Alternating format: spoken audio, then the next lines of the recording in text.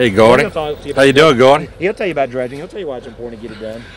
Woo! You've never seen the sands quite like this, Mike. I know you haven't either. I'll talk to both of y'all at the same time, Mike Voisin, Gordy Dove, and Gordy. That's why you fought so hard the other day in Baton Rouge to get those those dredging levees put up. Right. This is a prime example. You know, these barrier sand levees, these oil barrier sand levees we're trying to get in.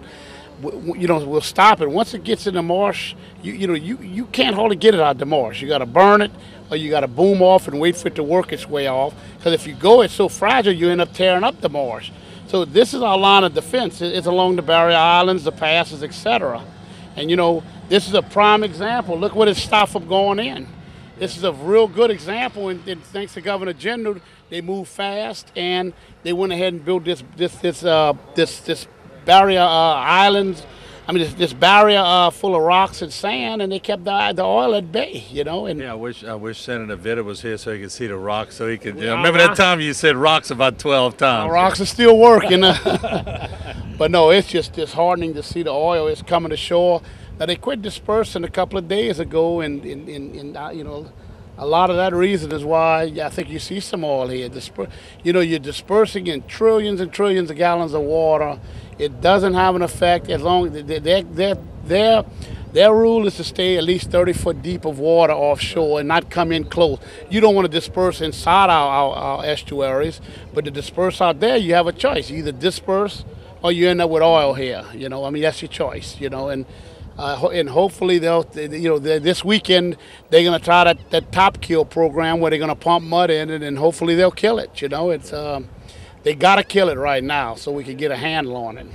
Mike, you have a unique position in this whole thing, and we've had you on HTV many times. And not only are you a processor of oysters and seafood, I mean across the world, but you're on the Wildlife and Fisheries Board, and you sort of see this from many angles. But to see this levee stopping that heavy crude from getting in where the oysters breed and the shrimp breed, I mean, that's probably got to be a little music, not music, but it's got to be a good sight for you to see.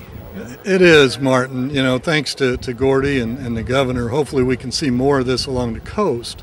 That's the key. We can't just have small pots of this, because the oil, as Gordy said, we need to disperse it out there where it can be dispersed and be dealt with. When it gets to the coast here, it's a challenge. We need to protect ourselves, and that sand ridge along the coast in the Barrier Island area, that's critical to us right now. It's very heartening in a disheartening way, if that makes any sense. No, it does, because you'd rather see it here than if I get Steph to pan to the left. That's the next stop, and that's where everything is the breeding ground, right? That's exactly right. We're in the springtime, and that's when all the larvae's out into the marsh areas. And if that's in there, it's killing our next year class of fish and oysters and crabs. With it being blocked here, we're able to save a lot of that. I got Garrett Graves right behind me, and he's taking pictures, but I want to get a comment from him if we can. Garrett, these two folks next to me, they've been working hard in Baton Rouge, and so have you. But to see the levee actually working today, your thoughts on it? Although we hate to see crude here, but it's not going further in. Well, I mean, I think the point is this is exactly what we've asked the Corps of Engineers to permit 15 to 20 miles out off our shore. We'd rather be doing that battle out there and not have it right up on our beach, right up on our coastline in Louisiana. And that's why we proposed this plan nearly 2 weeks ago to build a sand berm along the alignment of our historic barrier islands to prevent this fight from happening right here and getting into our marshes. We've seen some of this exact oil on the other side and up in our inland marsh areas, because we're not able to close off all this area.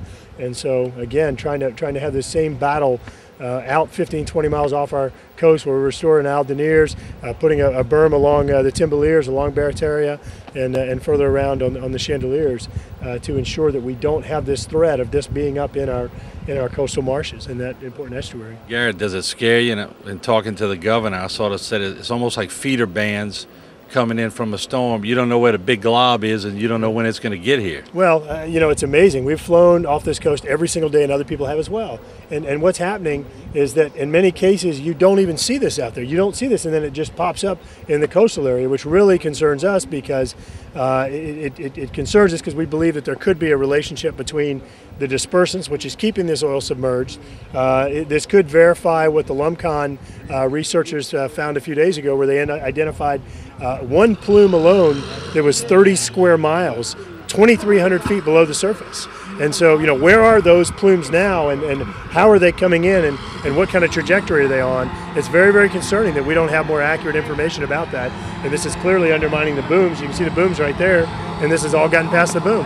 So just to make sure I hear you correctly, at any moment on any one of the Terrebonne, Lafourche, Fouchon, Grenat, one of these plumes could come on up anywhere. Well, I mean, that's what appears to be happening. I mean, I'll tell you that what we saw in Plaquemines Parish just 2 days ago was incredible. I mean, it was black oil, just black as night oil, with this type of material, this type of emulsified oil right beneath it, and then you'd see the green Gulf of Mexico below that.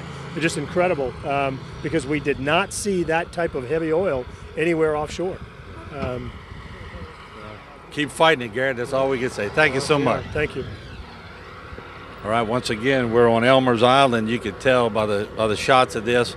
Those dump trucks and bulldozers are working endlessly to try to get it. Let me get a familiar face on, too, if I could be so bold just to get a word with Jerome Zarang, who, of course, is from Terrebonne Parish. And you saw Garrett Graves. They're in the same department. But Jerome, first of all, you come out here, and I know as a levee man, you've been preaching for stuff like this for a long, long time, but the proof is in the pudding, so to speak. This stuff really works, doesn't it? Well, the reality is anything that blocks the opportunity for the oil to get into the area, the interior wetlands, is a plus. Ultimately, there is a project that we have, and the Caminada Headland project is to restore this ridge, this barrier island, Caminada. Obviously, you wouldn't do it with these rocks, but for the purposes that it's serving right now, you can see that it's keeping the oil out of the sensitive areas in the marsh. It's so simple, isn't it?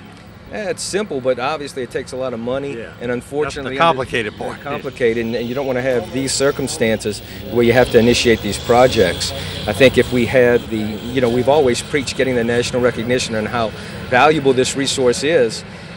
That you're not reacting all the time. You're doing proactive measures to sustain this, and that's what we need to do. Yeah, I mean, to me, it seems to me that BP would spend a lot less helping out with the barrier levees than they would trying to clean up oil in the marsh.